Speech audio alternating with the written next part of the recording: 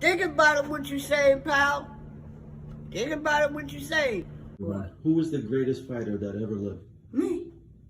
But what about Floyd Mayweather? Mayweather, he's a landscaper, man. What does he do? He don't do no but cut grass.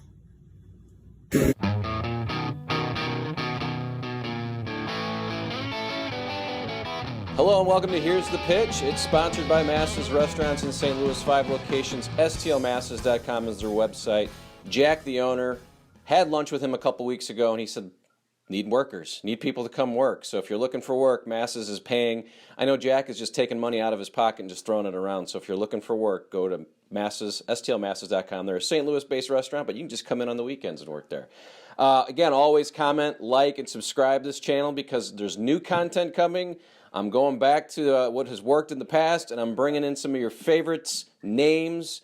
One of my favorite names of all time is Beetlejuice. His manager is with me today, Bobby Rooney. Hello, Bobby. Oh, look at that. You've got props and everything. You know it. So what is that back there? I see the crown, a very important crown, and then we've got his head bust. What else do we... That is the actual head. He was decapitated in the movie Girls Gone Dead. And I asked if I could have that when they were done filming, and they gave it to me. Well, that is quite a piece. That is probably, I would say, honestly, it's probably worth some money. You know, I don't know what kind of, I haven't gone to eBay to look for Beetlejuice material, but I would assume that is. It's two of a kind. I have one and Howard has one. Is it in the studio? Well, he doesn't have a studio anymore, I guess, but was it in the studio? He has it in the studio. He has the studio. He still has a studio. Okay. They're on Zoom like this now, but I'm sure they'll be back someday, and he does have it. Well, let's talk first of all. Thank you for doing this again. I know we've talked a lot, and I wanted to get you and Beetlejuice together, but you know he's not traveling. Tell us how Beetlejuice is feeling. I know people love to see him and hear him. Give us kind of a health update. Just how is Beat these days? I talk to him all the time, and he's good. You know, his health is the same. He is diabetic, and he does have a lot of doctor's appointments because of the diabetes, so he can't travel as much anymore. Rarely can he travel, so I go down to see him. You know, I'll go down and spend a weekend with him from time to time, but as far as him coming up here and staying with me for 6 months at a time like he used to do, we're not doing that anymore, unfortunately. He's in Georgia, right? Is he from Georgia? I know he's from Jersey City. How did they end up in Georgia? They had when his mom retired, they moved down closer to where their family is. But he's born and raised in Jersey City. So has he made enough money to retire, I hope? Not for your sake, but... Yeah, he's okay. He's okay. And we still have some things that we do. We have merch and stuff. So every month I send a check down to his family. So, you know, they're okay. Good. That's good. We're going to talk a lot about Beat, but I was just curious about you, and then obviously Sean. Sean kind of discovered him. Sean is your brother and no longer with us, and I'll talk about that as well. Sorry about that. That was a long time ago. But tell us just that first meeting with Beat. You guys were doing, well, Sean was doing it. Were you working in the... Yeah, it wasn't me. I wasn't involved at that time. It was maybe 98, the end of 98. Sean was doing, well, let me back up even further. My friend was getting married. We had a bachelor party for him. And somebody heard through the grapevine that you can rent a midget for tossing, and this was before the computer and everything. So somebody got the phone number, before the internet rather. Somebody got the phone number. We hired a midget to come and do tossing at the bachelor party. So my brother Sean just started a conversation with the guy, and he's like, "Wow, this is cool. You know, how many times a month do you do this?" Like, guys, maybe a couple times a year. And Sean was like, "That's it? Why don't you give me your phone number? I'll see if I can get you some work." So at the time, the guy's name was Frank Burns, Frank Third Degree Burns. He was the original, and his dad was managing him at the time. So Sean exchanged information and started right away. Just had him booked like every weekend.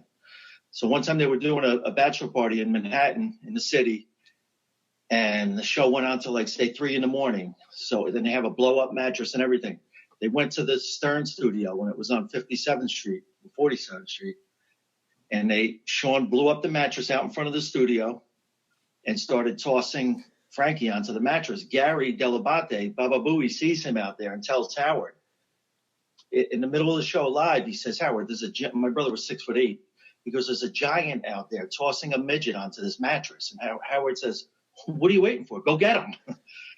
So they bring him up, and Howard asks him to do a little, a little routine where he throws him and everything like that. And so, they got a kick out of it and everything. So now Sean has a connection there with the Stern Show. Never met Beetle yet. Fast forward, 6 months or so, sometime in '99, they did a party and they went to a bar in Jersey City. And he sees Lester, known now as Beetlejuice. He sees him, he's playing pool. So Sean just as soon as you see Beetle, right away you're intrigued by the whole, the appearance in itself. So Sean starts talking to him, they start playing pool. And Lester's just cracking the balls, all different balls are going in, and every time a ball goes, he thinks that it's still his turn just because a ball dropped. And Sean was like, hey, wait a minute, you didn't call that. And the bartender says, hey, pal, come here. He calls my brother. Lester never loses on this table. So Sean was like, oh, okay, I understand. So they went back. They saw him a couple more times. And then Sean found out that he lived with his mother. Somebody told him where he lived. He went to the house with Beetle and spoke to the mother and said, look, your son could be making some extra money. We do this tossing. They wear protective gear. He's not going to get hurt. You can make a couple hundred a week or whatever it was. So they started doing the shows once in a while. Sean calls the Stern Show, because he had the connection. And he says, I have another guy that I want to bring in. I'm going to bring Frankie back. I have this other guy. He rents both of them tuxedos with top hats and canes and everything. And they go in, and the rest is history. Howard said that day, he goes, if you can go, it's on YouTube, Beetle's first appearance. Howard says, Beetle, meeting you has been the highlight of my life. And then from there, it just became like Beatlemania once again. Beatlemania, that's funny. So was he by himself? Did he just kind of do his own thing? Did he have a handler kind of help, getting him to the bar? Or did he just, he was probably in his, early 20s or late 20s? Probably in his late 20s, yeah. No, he didn't have a handler. He knows the neighborhood. He knew how to get around the streets. And no, I guess he just sort of shows up and has a special table. So Sean, obviously Howard, they all become huge. I think I saw Beetle come through town. I think KC was part of the troupe that came through maybe in the early 2000s. You guys, I don't know, were you part of that when they start kind of exploding and going around the country doing? You're where? Kansas St. Louis, yeah. St. Louis. I brought him to St. Louis once I took over. I don't know if I saw you or if you knew we were there, but early on when Sean had KC helping him, I wasn't involved at that point. How long? When did you start getting involved? When did you realize there was a gravy train? Sean went away in 2000. Let's say 2006. He went away, and he asked me just to look after Lester and just keep it alive until he got out. So I started booking the parties and doing the shows and everything. And then, as we know, Sean passed away. So what was supposed to be temporary, I became Beetle's manager at that point. And that was about 2009, I believe, because he would have been getting out in 2010. So from that point on, I took over. Were you excited about that opportunity? It was fun, Yeah, we had a lot of fun. So you mentioned Sean. I was going to kind of save that for a little bit later, but you brought it up. So he goes away, as I think people, if you Google and read, I think he went to jail, right? And then unfortunately, yeah. I don't know if you talk about what happened there, how that ended up, but I know that he had kind of a heart issue or a stroke or something happened in jail that kind of ended his life. Well, he had a stroke before he went into prison. He was a big guy, 6'8". He was about 300 pounds. He wasn't a big fat slob. He was a big guy, but when you're that big, your heart has to work extra. We had some heart issues in the family, my dad and stuff. So Sean was also diabetic. So there were some complications there, and then probably not getting the best of medical care in prison. So he died. He wound up dying in his sleep. Oh, that's so sad. Yes, again, I'm sure it's still tough. But him and Howard, they went back and forth a little bit. Then there was some. I know he got in a little fight with Gary about the song, but for a while, Sean was coming up too much. Maybe wasn't there some of that heat back then a little bit in the early 2000s or no? Yeah, it never had anything to do with him coming up too much. There was, like you said, there was a little beef about the song. Sean felt he was slighted with some plugs one time, and Sean was he was a wild guy, But they eventually patched it all up. He was allowed back up, and I know they were on good terms when he went away. Yeah. So JollyDwarf.com was on E all the time, and that's still available, right? You can go there and buy some Beat merch. Jolly Dwarf will redirect to BeetleMerch.com now. What can we get there? What all can we get? A crown? Can we get a shirt? What do we get? You get shirts. You can get masks. You can get posters, hats, a lot of nice stuff, cards. And you're the owner, right, of Stick and Move Management, right? Is that the name of the company? And you're a boxer by trade, right? You were in boxing a long time before all of this. Professional boxer, yeah. I retired in 2011. How did you do? How was your record? I think I was 12-3 as a pro. That's good. And I had probably about another 40 amateur fights prior to that. So, I had a pretty good career. Now I train and manage fighters. I'm trying to think now. There was a Rooney associated with Tyson, right? Back in the 80s, 90s? Kevin Rooney. Yeah, no relation. Okay, I was just in my head. I'm like, wait a minute. Is this one of the great Rooneys? Yeah. So tell me a little bit about Stick and Move Management. I mean, as a boxing gym, you run a boxing gym up there. People, you're in Jersey, I believe, right? That area. So just if you want to kind of plug away on that for a little bit, and then we'll talk more beat. Yeah, well, the gym is in Bayonne, New Jersey. I have a stable of amateur boxers, professional boxers. I manage the pros. I train everybody. I have an assistant that helps me. That's pretty much it. Beetle loves boxing. He was always at the gym every day. He was my partner at the gym. He loved it. That was his element, being around boxing. Cursing out little 9-year-old kids, telling them, keep your fucking hands up. In front of their parents and stuff like that. It was great. He didn't grab me. I had grabbed him like this. What about the other guy? You flipped him over the I shoulder. flipped him over the shoulders while Bobby was fighting the other guy. Yeah. You know what he's talking about. Yep. I don't want to be mean. Is he mentally have something, or is that just a funny affect? No, it's called microcephaly. It's where the head doesn't grow all the way. So, I don't know how that affects his brain. I assume that with the head that small, his brain is smaller. Obviously he's 4 feet 2 inches, I think. 6'9". Yeah. That's why I ask. I love him on those contests, and I think there was, anytime you think about Beetle or you think about Gary, the slow adult or Wendy, and Howard's had to change their names, and there was always that cringe factor as a fan listening, driving into work, going, should I be laughing at this? But I think as you get older and you realize, these guys love it. Wendy loves being on the radio. Gary loves when they call, even though, it's essentially possibly making fun of them. They're in on the joke. Tell me a little about how did Beat feel about all this stardom and the way kind of he was treated by Howard those years? I always say Beetle's like Forrest Gump. He's been everywhere. He's done everything. He's met everybody, and none of it means shit to him. He doesn't care. He's himself. No pretension whatsoever. He's the realest dude in the world. Ain't no key. That dog's locked, man. Here. Dog's locked. Ain't no key. Go ahead. I ain't opening no door. You crazy? Why not? You must be out of your mind, Bobby. You crazy, man. Nah, I wouldn't do that to you, bro. You crazy. So managing him these days, what's that like? Because I think for a while you probably had a really good business with him, and then COVID hits. You can't really go out and do stuff. Plus, he's not feeling as good. Tell me what that's been like the last couple of years. Well, it's been different. We're not doing anything in person. So we have the merch. We're coming out with a cryptocurrency, Bitcoin. We're doing NFT.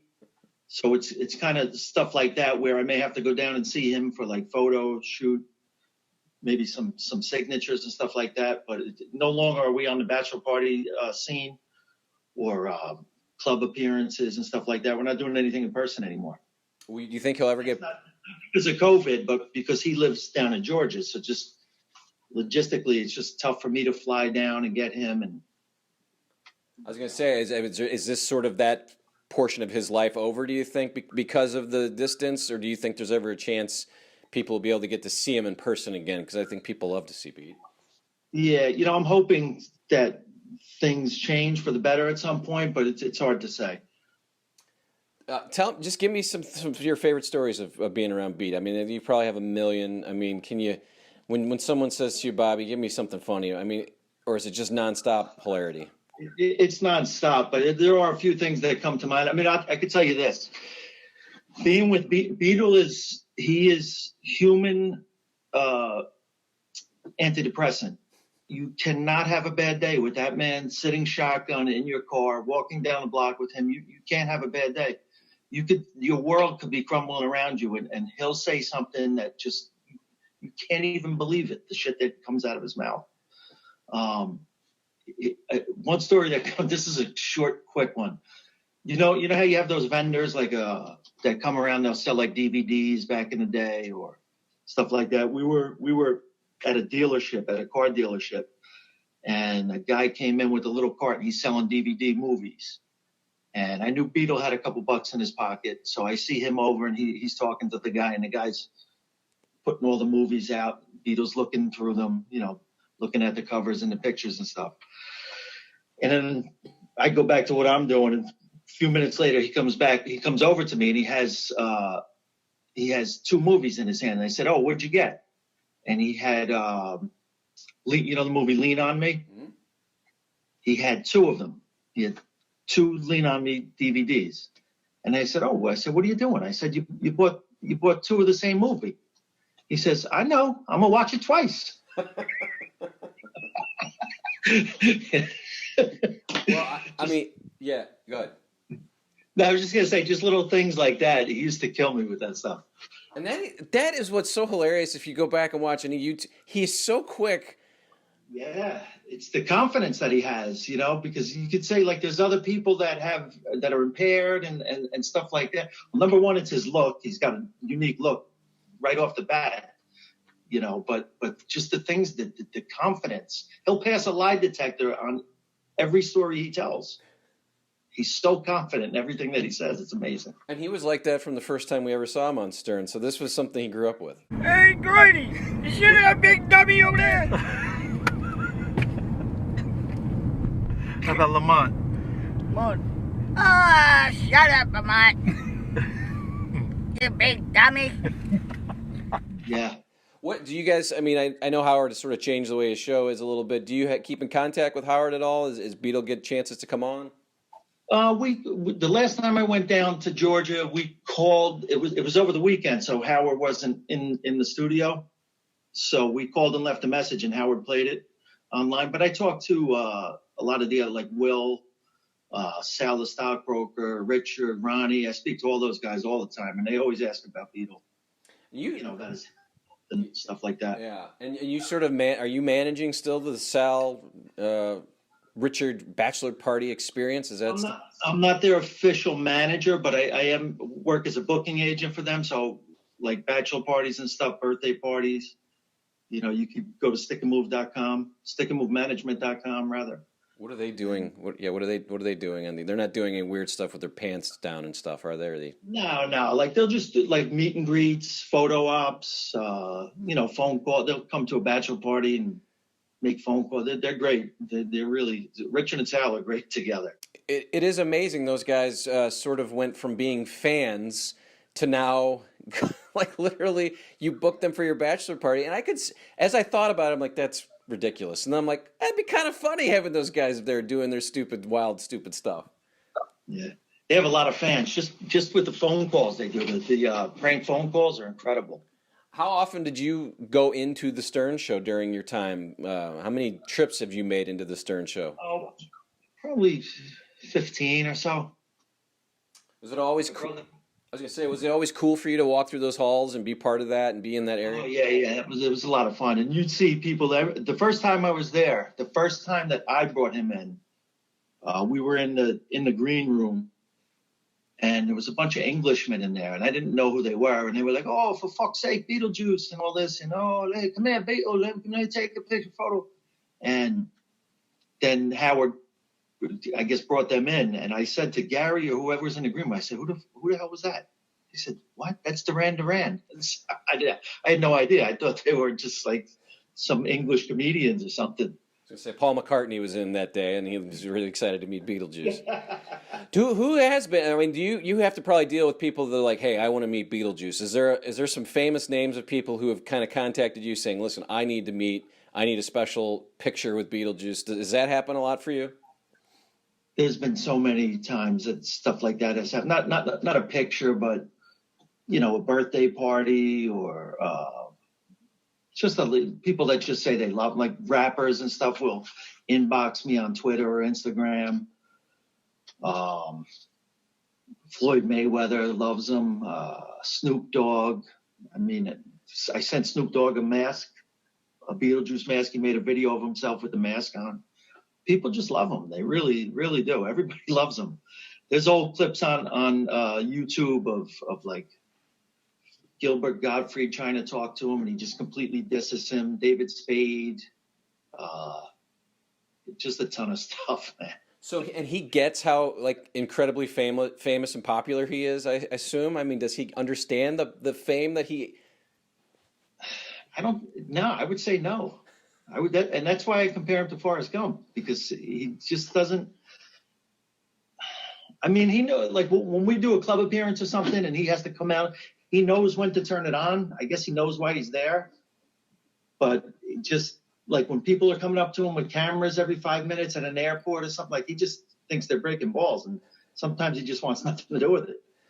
You run his Twitter account, right? I assume the Beetlejuice Twitter, and then you have your own. And just sort of as I was getting ready for this, I went through both and watched. And you post videos of him just traveling, and they're hilarious.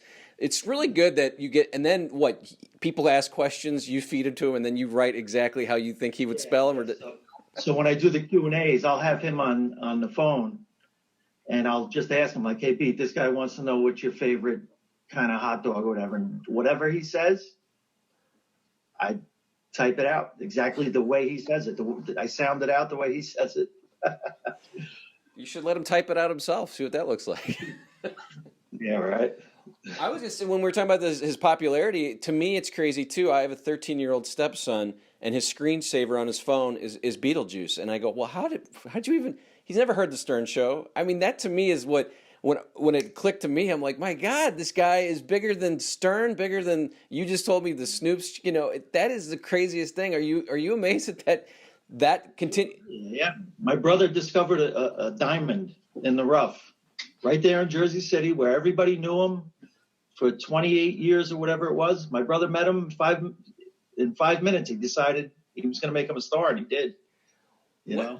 What does his family think about his popularity, especially his mom? I think I watched kind of a mini documentary probably put together by the Stern crew where he's talking with his mom, and his mom seems like a nice, just a motherly, lady, happy. But how does she feel about all of the success, and does she enjoy that he's become a megastar? Sometimes I think she can get annoyed, if she's at ShopRite with him and people are coming up to him and stuff like that. But she never had a problem with it. She's a very nice lady. His sister now kind of is his guardian and looks after the family. So they're a good family. His sister's a nurse, so she handles his medical stuff for him and stuff. But they're a very nice family.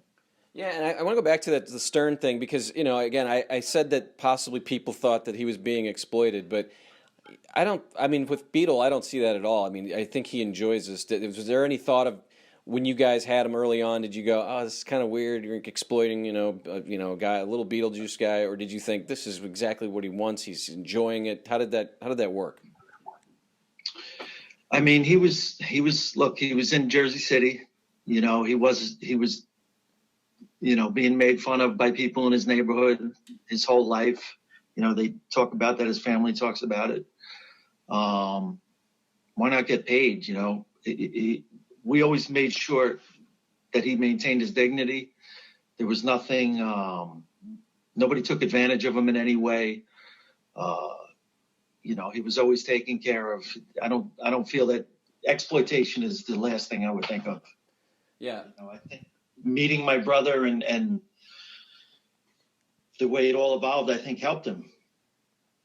There was a point. It improved his life. No, that's a good point. That's probably exactly right. I mean, who knows what would have happened if, you know, he might be still in that bar, and who knows what could be going on. Was there a point, I thought I read somewhere that Beat actually helped Sean possibly save his life? Tell me, is there a story about that I was reading about? When Sean had the stroke, as I said, he had a stroke before he went into prison, and he was I think he was in his bed in his bedroom, and Beetle actually found him. And Beetle tried to wake him up, and he wouldn't respond. So Beetle runs out and tells Sean's wife. He's like, something's wrong with Sean. Something's wrong with Sean. I don't know if he was foaming I don't know what it was, but he wouldn't wake up, or he was real white or something. Beetle alerted his wife. You know, she went in and discovered him, you know, the way he was, and called 911. So who knows? You know, he really did. You know, he discovered him in distress and alerted his wife, and they saved him. That's it's an amazing story, isn't it, when you think about their relationship? The way Beetle tells it is that he kicked the door down, put Sean on his shoulder, and carried him to the hospital. So that's funny. Yeah, we talked about his family a little bit. He has he's one of 6. Is everybody? Was there another dwarf in the 6 siblings, right? Or maybe he's 7. I thought there was 6 siblings. And while you count, just curious how they look at their brother or their brother's success, and how they all are kind of as, you know, mentally, physically. Yeah, no, he has a sister that's like him. Okay, but she's you know, like him. She's probably even a little smaller than him. She looks like him, but she's, you know, she's a home girl. She goes to church every weekend, every couple times a week or whatever. She kind of stays at home with the mom and helps out. So she looks like him, but she's not him. She's not his lifestyle or anything like that. But there are 6. One of his sisters passed away, so there's 5. Okay. And they you know, they get a kick out of his success. And they all live in the house. Do they still all live in the house together? No. They're all grown. I think he's the second youngest. How old is he right now? He's almost 50, right? 68 he was born in? 53, yeah. Okay. Tell me a little bit about just Artie Lange, and when Artie would get into it with him. Did Beetle understand that it was sort of an act, or did he not get it and really did want to beat the shit out of Artie? Yeah, no, Artie pissed him off a few times. You know, Artie used it intentionally. Artie would get him going for the show. And then, of course, Beetle would fire right back, you fat slob, you drunk, and all this stuff. And he would tell Beetle is a homophobe, no question about it. He would say to B, yeah, I heard you're gay. And Beetle would just explode. Fuck you, motherfucker, you fat bastard. I'll knock you the fuck out. He would go crazy. They would go back and forth. Made for some great radio for sure. Do you keep in touch with Artie at all? I know he was a fan. Yeah, not now. It's been a few years since I've spoken to Artie. I think he's doing better. I hope he's doing better. That's what they say. And then Dominic was a dwarf that you guys brought in, and he recently passed. I'm sure that was kind of hard for you. I mean, anytime someone, you know, goes, but people remember him and Beetlejuice going back and forth, kind of a comedy act for the Dean and Lewis of dwarfism. Yeah. Yeah, Dominic was great. It's such a shame. I can't tell you how many times he would save the show. Dominic would save the show. There would be times, not often, but Beetle, I'm sure you've seen Beetle would get into a mood where he wouldn't want to interact with anybody, and he would just kind of do his own thing. And, you know, we'd be hired to do a show where the people paid, you know, a decent amount of money, and then he'd show up and just, he'd be in one of those moods where he just, hey, Beat, how you doing, man? Big fan. Yeah, fuck you. Hey, Beat, how's Howard? The fuck Howard. Like, he would just shut down.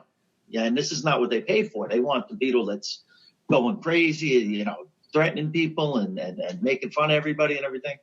And whenever that would happen, if Dominic was with us, and I would book them as a pair often because they were great together. Dominic knew how to get them going.